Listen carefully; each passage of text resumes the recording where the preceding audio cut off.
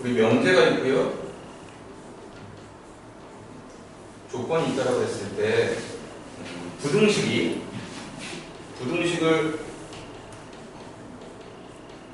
이 두 가지 개념으로 종류를 나눠보면 명제, 그 중에서도 항상 참이되어 있는 부등식을 절대 부등식이라는 표현을 써요. 반면에 조건에 해당하는 부등식, 경우에 따라서는 참이되기도 하고 거짓이 되기도 하는 이 부등식을 말 그대로 조건 부등식이라고 하고요. 조건 부등식은 수원의 방정식 B쪽에서 부등식은 이번에 기말고사 시험범위였잖니? 배웠어. 그래서 절대 부등식을 다루는데 지금 할 것은, 왜냐하면 지금 원래는 교과과정이 개편되기 전에는 부등식이라고 해가지고 부등식 안에서 조건 부등식하고 절대 부등식을 모두 다뤘었거든, 수원에서. 그런데 절대 부등식은 명제라는 거지. 항상 참인 명제. 그렇기 때문에 거기서 그 수원에 있던 내용을 수투 명제 쪽으로 위치를 옮겨오는 거야. 그래서 오늘은 절대 부등식에 대해서 공부를 하는데, 절대 부등식 중에서 2차 부등식이 모든 실수 x에 관하여 성립하는 것은 수원에 그건 또 따로 배웠어. 기억나죠? 예를 들어서 뭐 a-1의 x 제곱에 뭐 ax 더하기 뭐 3, 이게 모든 실수 x에 관하여 항상 0보다 클 뭐 a의 범위를 구하시고 이런 유형이 있잖아. 그래서 서술형으로 선생님이 나올 거라고 예상했어. 그럼 뭐 a가 1인 경우하고 아닌 경우도 나누고, a-1이 양수가 되고 판별식은 음수가 된다, 이런 식으로 풀었던 거 있잖아. 그 유형도 일종의 이게 모든 실수 x에 대해서 성립해야 되는 게 이게 절대 부등식이라고 볼 수 있는 거거든. 근데 이건 이미 다뤘기 때문에 이것을 제외한 이제 절대 부등식에 대해서 공부를 하게 되고, 여기서 중요한 것은 한 3가지 정도라고 보면 될 것 같아요. 부등식의 증명, 그 다음에 산술평균, 기하평균의 관계, 그 다음에 코시 슈가로스 부등식의 내용. 이 3가지 정도 중요한 내용을 담고 있다.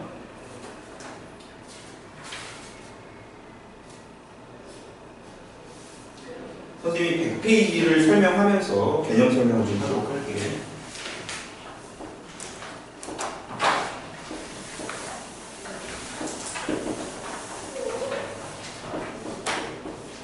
자, 우리 A가 B보다 크다는 것을 증명하려고 해요.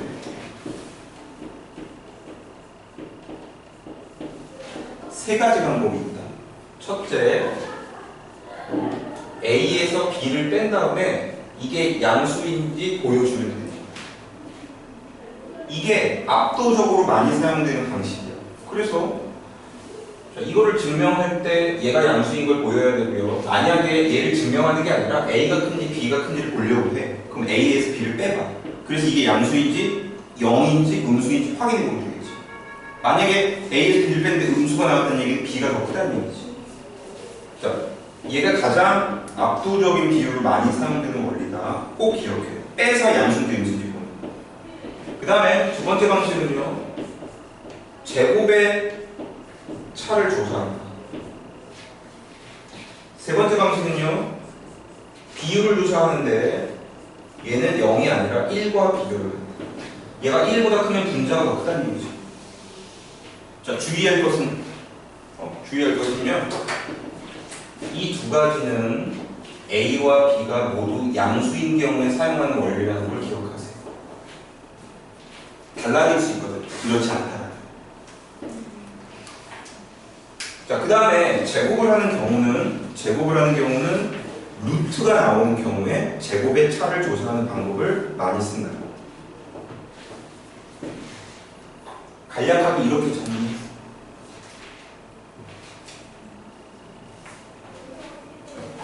자, 100페이지에 1번 보도록 할게요. 얘랑 4AB의 배소관계를 비교하래. 근데 사실은 얘가 크죠? 크거나 같을 것 같아. 왜 그러냐면 여기다 1 넣어보면 6이고 4잖아. 그러니까 1, 1 넣어.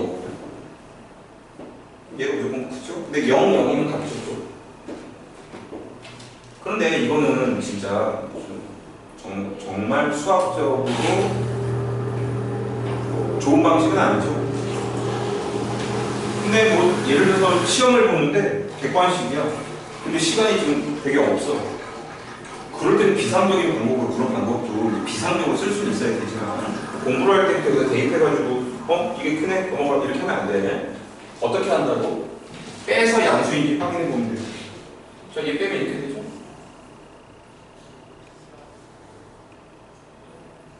자, 그래서 살짝 변형을 좀 해주는데 a제곱에 마이너스 4ab에 플러스 4b제곱 5b제곱을 4b제곱 b제곱으로 쪼갰어.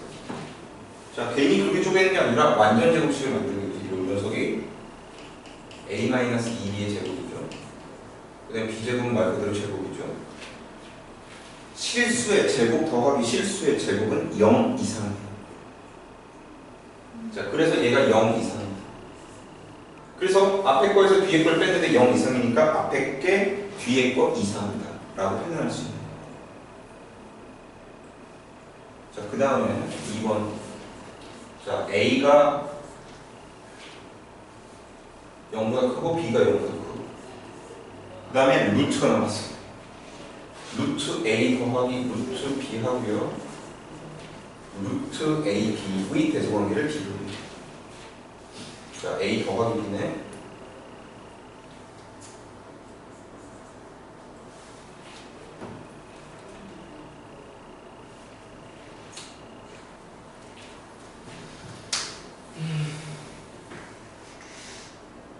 자, 선생님 아까 얘기했지. 양수, 둘 다 양수 조건이 있는데 루트가 나오는 경우는 제곱의 차를 조사해서 대소관계를 알아볼 수 있다고 했습니다. 왜냐하면 얘는 그냥 빼주면 뭐 딱히 식이 정리가 안 돼. 제곱을 해볼게. 얘를 제곱을 할게.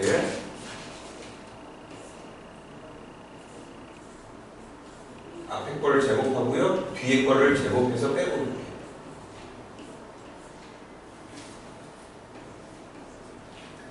자, 그러면 앞에 거는 제곱을 하면 완전 제곱식이 따라서 a 더하기 2배 루트 a 곱하기 루트 b에다가 플러스의 b가 되고요. 뒤에 거는 마이너스의 a 더하기 b 이렇게 되죠. 자, 이거 당연한 얘기긴 한데, 자, 루트 x의 전체 제곱은 그냥 x하고 항상 같고요. 루트의 x제곱이 안쪽에서 생기면 얘는 절대값 x가 되는 거. 전체 제곱이기 때문에 그냥 a, b, 얘도 a 더하기 b가 나와요. 지금 여기서 a 더하기 b하고 여기 a 더하기 b는 날라가죠. 남는 게 2 루트 a 루트 b죠. 얘는 a, b가 다 양수이기 때문에 양수죠. 제곱의 차를 조사했더니 양수가 됐다. 이 두 수가 모두 양수이기 때문에 요거의 대소관계가 얘가 더 큰 거예요. 그 다음에 3번은요. 자, 5의 8승하고 3의 12승의 대소관계를 비교하는데, 자, 요걸로 풀으려는 얘기입니다. 지금 비교 대상이 되는 두 수가 둘 다 양수죠.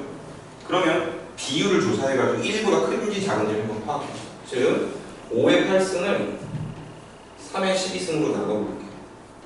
그런데 얘가 지수가 지금 하나 8이고 10인데 얘를 최대 공약수가 4는 4승으로 하면 통일시켜볼게요. 그럼 얘는 5의 제곱의 4승이죠. 얘는 3의 3승의 4승이죠. 그러면 어떤 수의 4승분의 어떤 수의 4승이니까 전체 4승이라고 할 수 있지. 요 안에는 3의 3승이 27이고요. 5의 제곱은 25죠. 자, 1보다 작은 수를 4번 곱하면 1보다 작겠죠. 얘도 1보다 작은 거야. 뭐야? 분수가 있는데 1보다 작아. 그럼 분모가 더 크다는 얘기죠. 분자보다. 그러니까 이렇게 대소관계가 된다. 그래서 이 문제는 그 A가 B보다 크다는 걸 증명하기 위해 세 가지 필요한 원리가 각각 하나씩 예가 들어서 나오는데 가장 중요한 것은 이래다. 자, 101페이지로 가세요.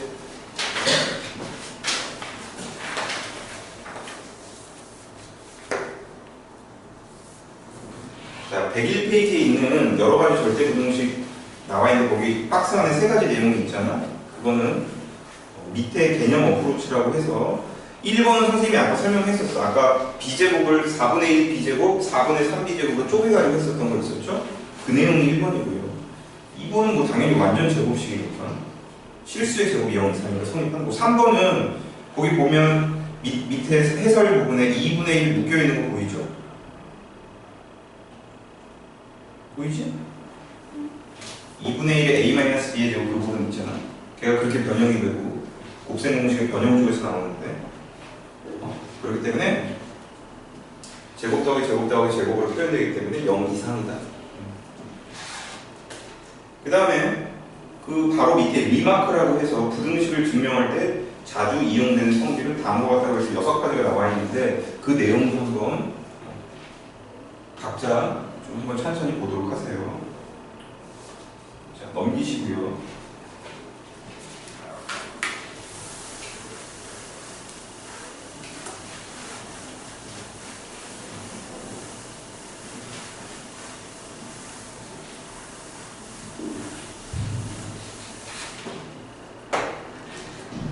증명을 하래.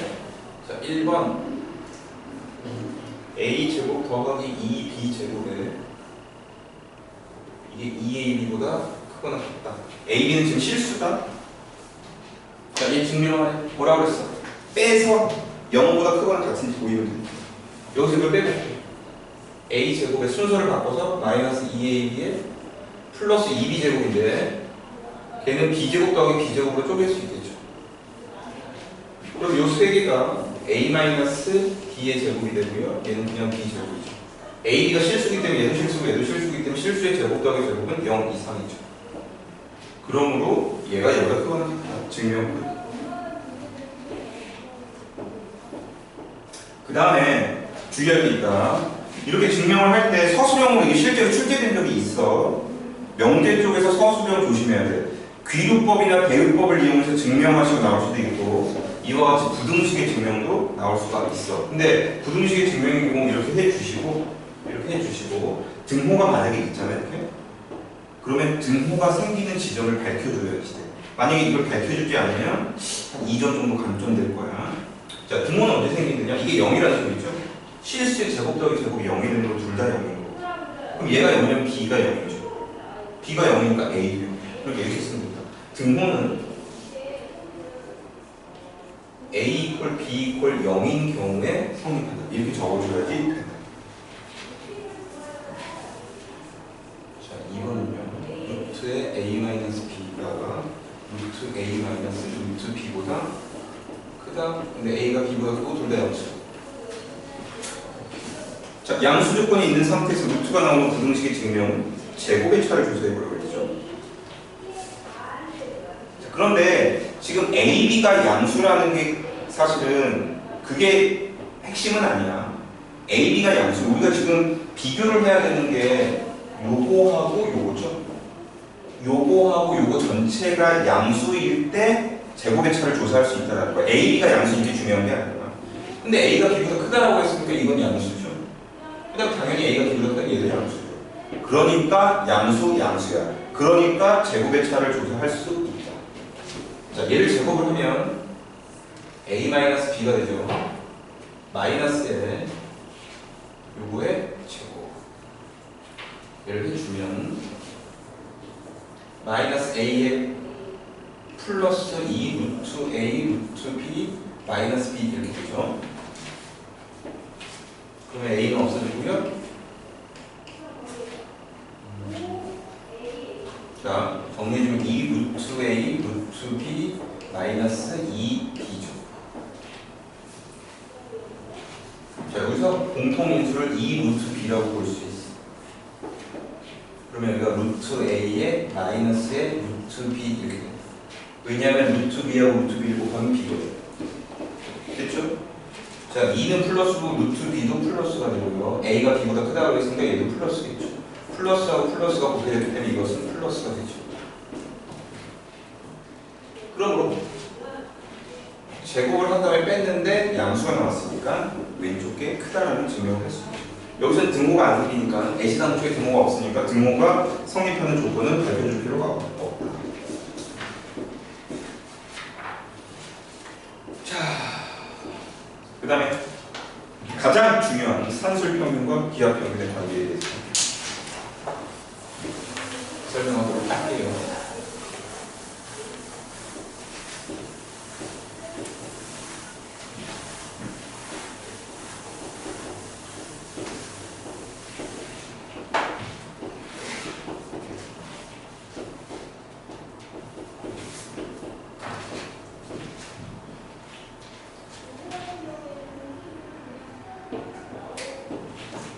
자, 여기 우리 수학이 100점이고 영어가 60점이야. 예를 들어 시험을 봤는데 그럼 그 사실은 뭘 알려주고 있는 건 수학이 100점이고 영어가 60점이라는 거죠. 수학은 SNC 학원을 다니고 있는데 영어 학원을 딴 데 다니고 있다는 얘기죠. 그 얘기지? 이해가 안 되니? 그치? 평균이 몇 점이냐? 80점이죠? 어떻게 구했어요? 거기서 뭘로 나눴어? 2로 나눠줘. 그런데 그렇게 구하는 것만이 유일한 평균 개념은 아니야. 그렇게 구하는 것을 우리가 가장 자주 초등학교 때부터 배워왔기 때문에 우리가 평균 그러면 더한 다음에 반으로 나눈다 이렇게 알고 있는데 그거 말고도 평균 개념으로 사용되는 것들이 몇 가지 있어. 그 중에서 우리는 교과서에 보면 뭐 조합평균이라는 얘기도 그 교재에 있는데 그건 알 필요 없고요. 기하평균만 알면 돼요. 기하평균은요, 두 수를 곱한 다음에 루트를 취해주는 거예요. 그게 기하평균입니다. 예를 들어서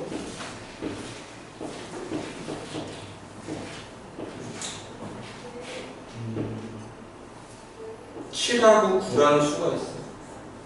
평균, 산술평균은 몇이냐면 8이죠.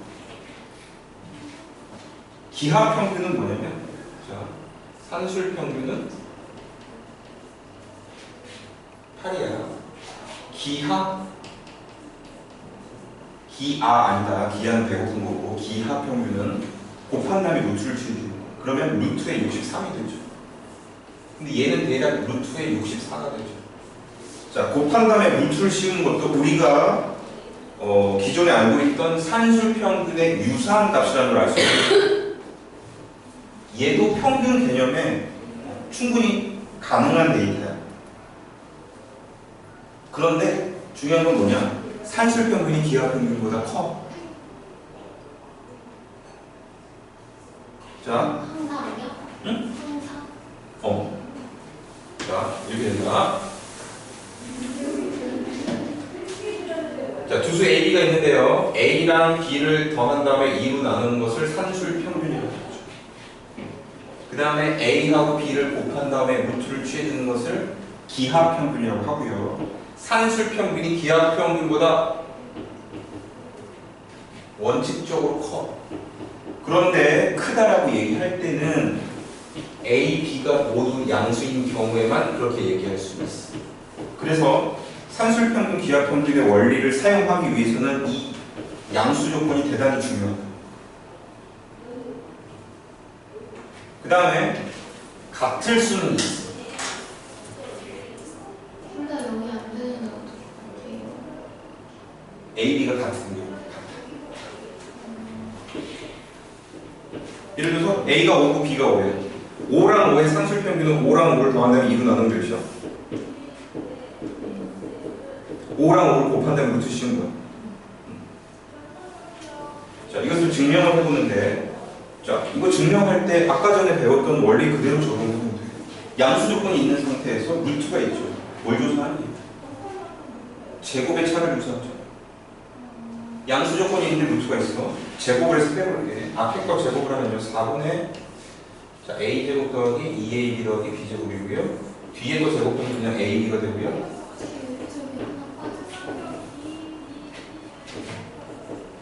얘를 빼는데 통분하기 위해서 얘를 4분의 4ab라고 할 수 있죠. 네. 그럼 얘가 4분의 a제곱 마이너스 2ab 플러스 b제곱이니까 얘가 a 마이너스 b의 전체제곱이 되죠. 자, 4는 실수고 a-b의 전체 제곱은 실수이기 때문에 얘는 0 이상이 되죠. 자, 등호가 생기는 지점 밝혀달라고 했죠. 자, 4분의 a-b의 제곱이 0이 되는 얘기는 a 꼴 b라는 얘기죠.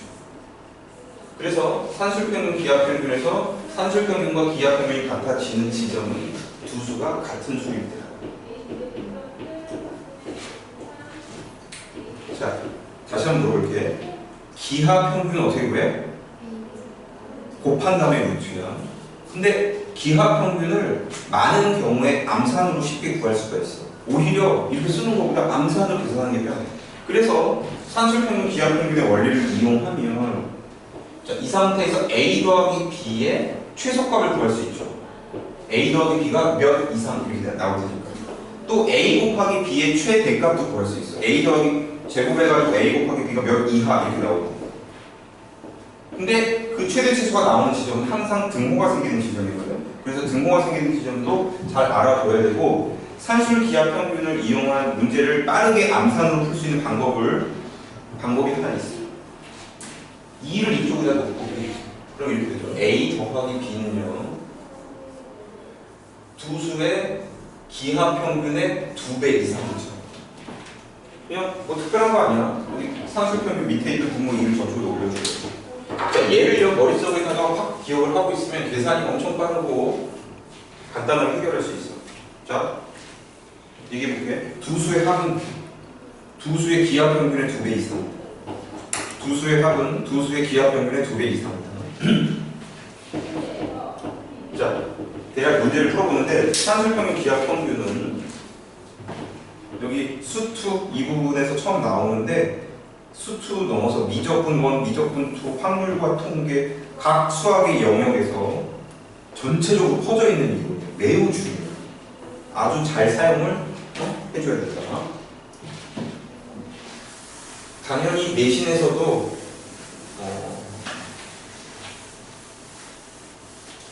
굉장히 중요하게 다뤄줄 거야. 서술형으로도 나올 수 있는 유형입니다. 근데 이제 교재에 있는 문제들은 전체적으로 되게 쉽더라고요.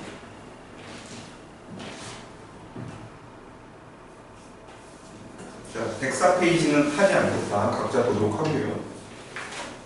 105페이지 보시면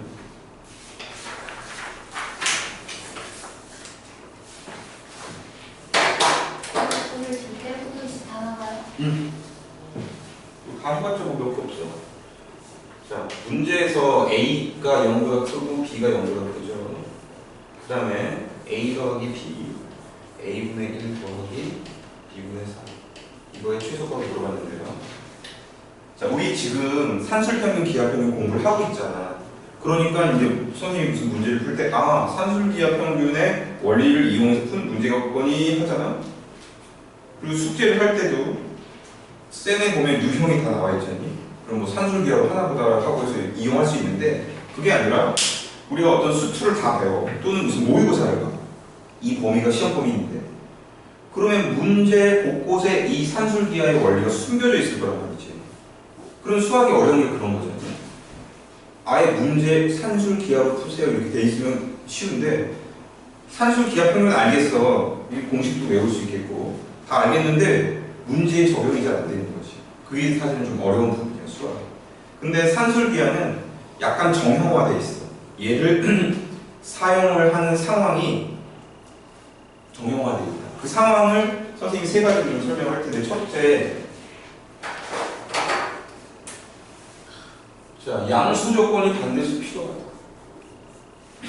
산술기하를 쓰는 상황. 둘째, 당연히 최대 최소를 물어보겠죠. 자, 양수 조건이 있는 상태에서 최대 최소를 물어보면 90% 이상 산술기하로 푼다라고 생각해도 좋다. 자, 마지막으로 세 번째 조건은 뭐랄까, 필연적인 조건은 아닌데, 주어진 숫자들이 또는 문자들이 역수 또는 역수 유사한 관계.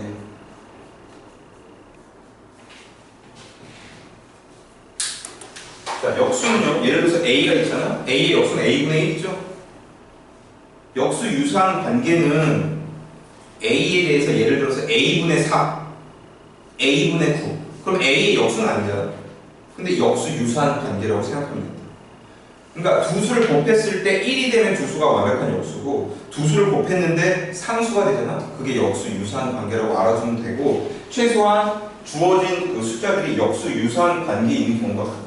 자, 이 문제를 먼저 보시면요. 둘 다 양수라고 했으니까 1번 조건은 충족됐고 문제 자체에서 지금 최소값을 물어봤으니까 2번 조건도 충족됐고 주어진 숫자들을 보니까 얘는 A고요. 얘는 A분의 1이야. 역수 관계죠. B죠. B분의 4죠. 역수 유사한 관계야. 그러니까 얘는 대놓고 산술계로 풀어가면 아주 정형화된 문제라고 볼 수 있다. 자, 전개한다. 전개하시면요. 1이 되고요. B분의 4A가 되고요. 1이 되고요. A분의 B가 되고요. 그 다음에 4가 되죠. 여기서 1 더하기 4는 5죠. 그 다음에 B분의 4A 더하기 A분의 B. 자, 5는 우리가 신경 쓸 게 없죠. 이미 고정되어 버린 값이지. 그럼 여기서 자, B분의 4A라는 하나의 수가 있다고 보는 거예요.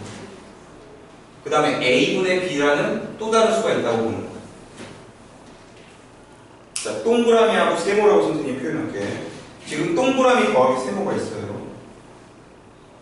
자, 동그라미하고 세모의 산술 평균은 자, 동그라미하고 세모를 더한 다음에 2로 나눠주는 거죠. 이게 산술 평균이지. 기하 평균은요, 동그라미하고 세모를 곱하죠. 그 다음에 루트를 취해주죠. 그런데 동그라미도 양수고 세모도 양수야. A가 양수인데. 그러면 양수인 상태에서 산술 평균이 기하 평균보다 크거나 같다라고 했어요. 자, 여기서 기하 평균을 계산을 해봤더니 이렇게 약분이 되기 때문에 루트 4가 돼서 2죠. 2인데 여기 2가 곱해지게 될 거 아니야? 자, 전체적으로 동그라미하고 세모의 합은 4 이상이라는 결론에 다다르게 되지. 동그라미 더하기 세모가 4 이상이야. 5는 이미 있었죠. 전체적으로 몇 이상이 돼? 9 이상이 돼. 그래서 결론은 뭐냐면 여기서 출발했죠. 얘는 9 이상이라는 결론에 다다른 거죠. 그래서 최소값이 9가 되는 거예요. 그 다음에 언제 최소값이 되는지 찾아볼게. 여기 대단히 중요하다. 언제 최소가 되냐면 산술 평균과 여기서 그냥 공식 그냥 단순하게 외워가지고 A 이퀄 B일 때 최소다라고 하면 틀리는 거야. A 이퀄 B라는 건 뭐냐면 산술 평균과 기하 평균을 쓰는 두 개의 수가 있잖아. 여기서는 지금 A, B를 가지고 산술 기하를 쓴 게 아니거든. 선생님이 동그라미하고 세모라고 표시했죠. 동그라미하고 세모에 대해서 산술 평균, 동그라미하고 세모에 대해서 기하 평균이잖아. 그 동그라미하고 세모가 같을 때가 바로 등호가 생기는 지점이야. 즉 선생님이 일부러 파란색으로 표시한 건데 얘네 둘이 같을 때가 최소값 9가 생기는 지점이야. 그래서 얘네 둘이 같을 때를 찾으면 되는데 대각선끼리 곱해주면요 4A 제곱이 B 제곱과 같다 이렇게 되죠.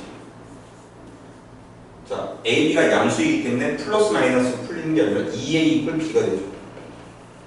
즉 2A 이퀄 B일 때 최소값 9를 갖는다. 이렇게 해야지 완벽합니다.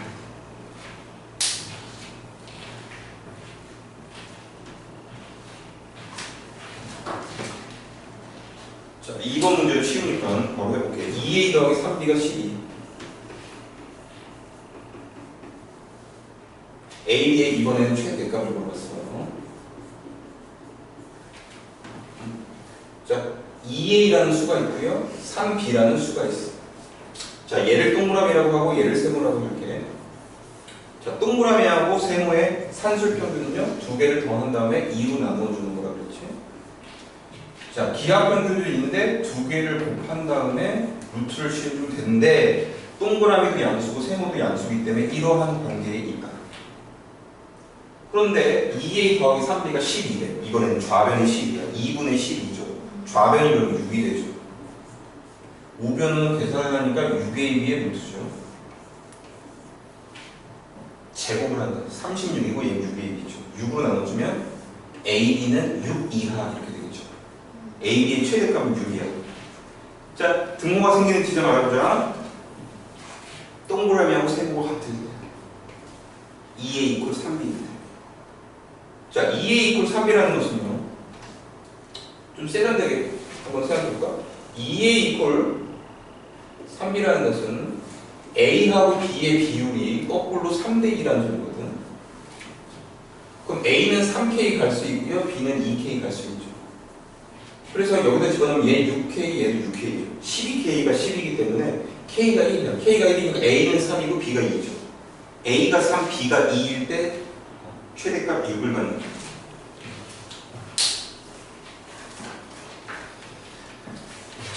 아주 쉬운 그 문제들만 있는데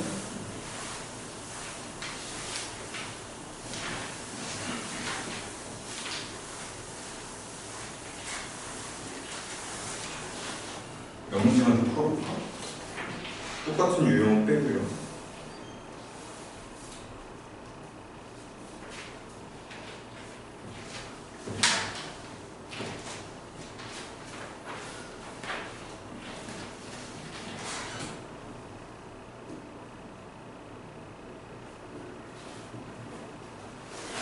거기 부등식의 활용 한번 보세요. 108페이지 보기를 먼저 할게요.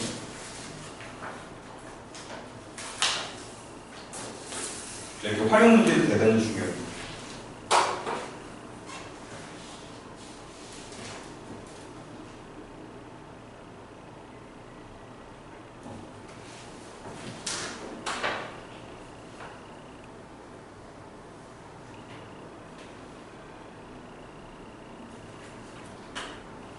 지금 직육면체 물탱크가 있는데 뚜껑이 없대죠. 지금 물탱크가 화가 났죠? 물을 안 채워줘가지고 뚜껑이 열렸어요.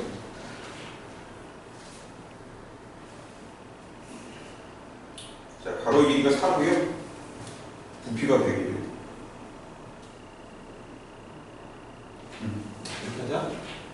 요게 4고 요거 몰라. x라고 하고요. 높이도 몰라. y라고 하고. 근데 우리가 알고 있는 게 부피가 100이라고 했으니까 4 곱하기 x 곱하기 y가 되겠죠. 그럼 x, y가 25라는 정보를 주고 있는 거야.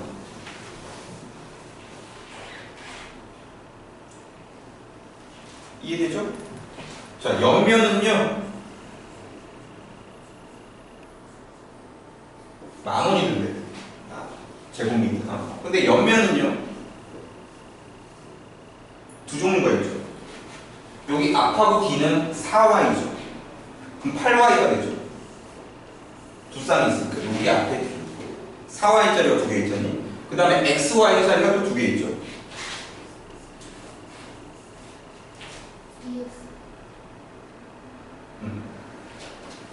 두 개니까 2. 그 다음에 뚜껑은 없으니까, 그러니까 여기에다가 10,000원이 되니까 곱하기 1 할 필요 없는 거죠. 그 다음에 밑면은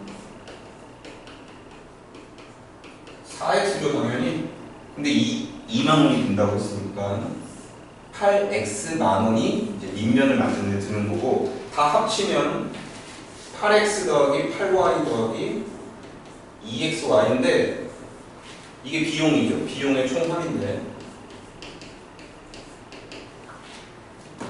xy가 25래. 그럼 얘는 뭐야? 50이죠. 50만 원이 들는 거예요. 자, 이거는 요새 8x라는 수가 있고요. 8y라는 수가 있어요. 자, 8x하고 8y의 산술 평균은 이렇게 되는 거죠. 기하 평균은 8x하고 8y를 곱한 다음에 루트를 취해주는 거고, 둘 다 당연히 양수일 테니까 이렇게 되겠죠. 자, 그런데 8 두 개 있으면 밖으로 8이 나가요. 근데 xy는 25라고 했으면 루트 25는 5죠. 여기가 계산하니까 몇이라는 얘기야? 8, 5, 40. 얘가 40이야. 그 다음에 2가 2으로 넘어가. 80 이상. 동그라미 더하기 세모는 80 이상이야. 그러면 거기다 50을 더하니까 얘는 130 이상이 되죠. 자, 비용의 최소값은 130만 원이라고 해야 돼요. 자, 그 다음에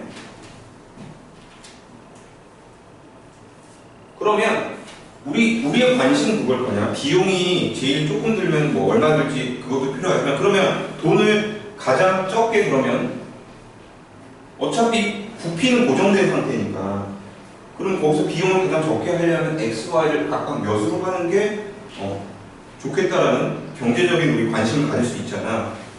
언제라고 했냐면 얘네들이 같을 때라고 했죠? 8X하고 8Y가 같아야 되니까 두 개가 같으면 되고요. 여기가 5, 여기가 5. 그러니까 세로의 길이 5, 높이도 5로 했을 때 가장 비용이 적게 된다. 그러니까 앞으로 집에서 너네들 물통 만들 때 이런 식으로 만들어주도록 해. 다들 집에서 물통 한 번씩 만들잖아.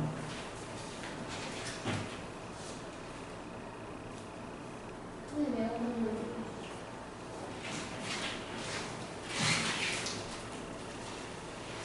더 크지? 고기가 약간 10의 이하야. 고기. 왜요? 자, 그래서 산술기하는 앞으로 계속해서 다양한 유형들을 접하게 될 테니까 그때 연습을 또 추가적으로 하기로 하고요. 코시 슈바르트 부등식 간단하게 설명할게. 산술기하라는 중요성이 떨어져. 106페이지 보세요.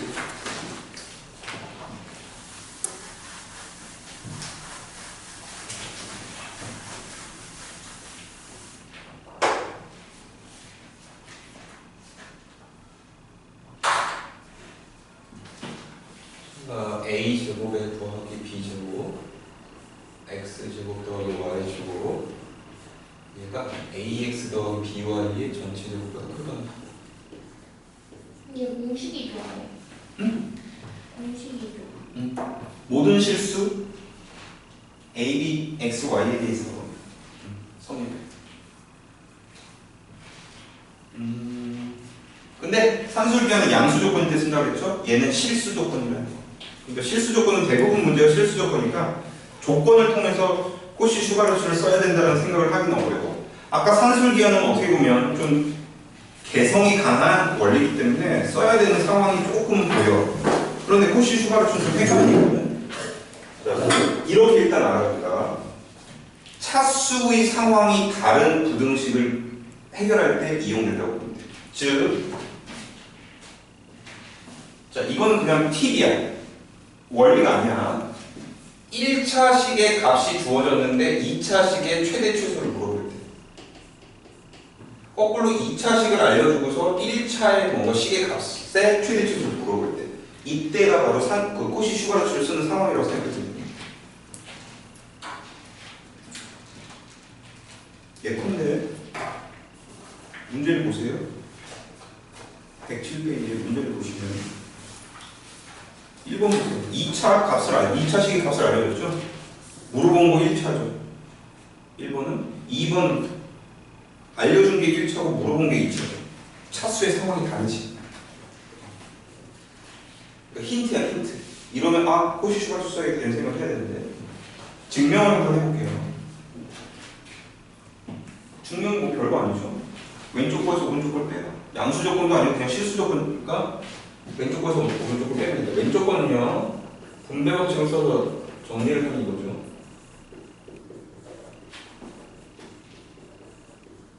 자 넘겨서 뺄게.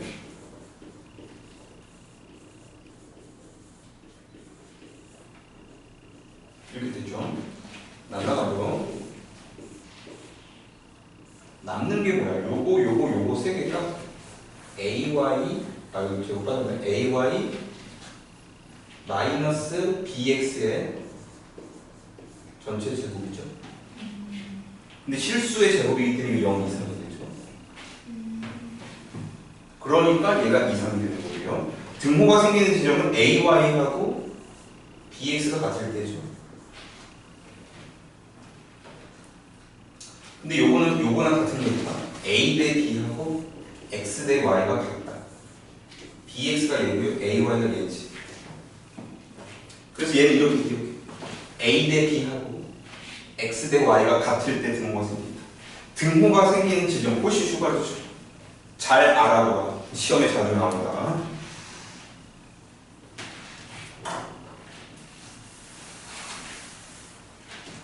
지금부터 선생님이 얘기하는 것은 역사적 뿌리가 없는 얘기야. 선생님이 지어낸 얘기니까. 이게 코시라는 수학자하고 슈바르츠라는 수학자 둘이서 공동 연구로 탄생시킨 이론이야. 근데 원래 코시하고 슈바르츠가 둘이 친구였는데 같이 이제 수학을 공부하는 아주 열정적인 그 학자들이었는데 집에서 같이 살았어. 같이 살면서 연구도 하고 밥도 같이 먹고 빨래도 같이 하고 막 이랬단 말이지. 그러다가 이제 이 이론을 이렇게 발표하면서 굉장히 사람들이 유명해진 거지. 그러다 보니까 같이 사는 게 이제 번거로워졌어. 좀. 상대가 껄끄러워. 그래서 분가를 했어. 또 갈길 가라. 나도 다 갈길 갈게. 그래서 분가를 했어. 근데 분가를 하면 두 사람이 같이 쓸 때 집 생활비가 있을 거 아니야.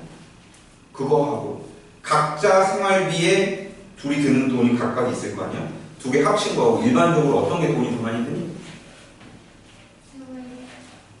따로 사는 게 돈 더 많이 들잖아. 예를 들어서 같이 살면 뭐 쌀을 사더라도 큰 거 사가지고 나눠 먹으니까 그게 싸고, 뭘 하더라도 빨래도 같이 돌리고 전기세도 아끼고 그렇잖아. 집값도 뭐 어차피 조금 넓은 평수라고 해도 작은 평수 두 개 합친 것보다는 넓은 평수 하나 싸거든. 기타 등등 같이 사는 게 걔네들한테 생활비가 적게 들었다는 얘기지. 자, 이런 얘기가 있어요. 코시하고 슈바르츠에 대해서. 자, 뭔 얘기를 하는 거냐면 얘네들이 뭐냐면 따로 사는 상황이야. 제곱을 따로따로 한 다음에 더했지. 그 다음에 곱했잖아. 얘는 곱하기를 먼저 한 다음에 그거 전체를 제곱했지. 이건 같이 사는 상황이라고 생각해라. 생활비가 어디가 더 많이 들면 따로따로 사는 게 생활비가 더 많이 들지. 자, 역사적 뿌리가 없는 전혀 그 정체불명의 얘기인데, 코시 슈바르츠 부등식 하면 따로 제곱해서 곱한 게 같이 계산한 다음에 같이 더한 다음에 전체 제곱하는 것보다 크다. 그 원리가 코시 슈바르츠라. 그거를 선생님이 생활비 예를 들어서 얘기한 건데 괜히 얘기해본 것 같네? 반응이 별로 안 좋네?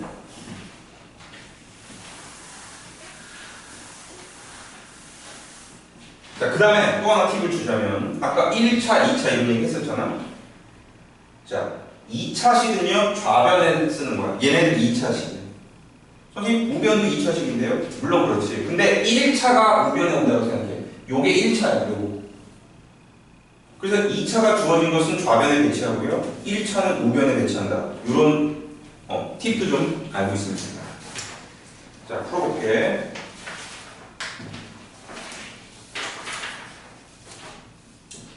되게 쉬워.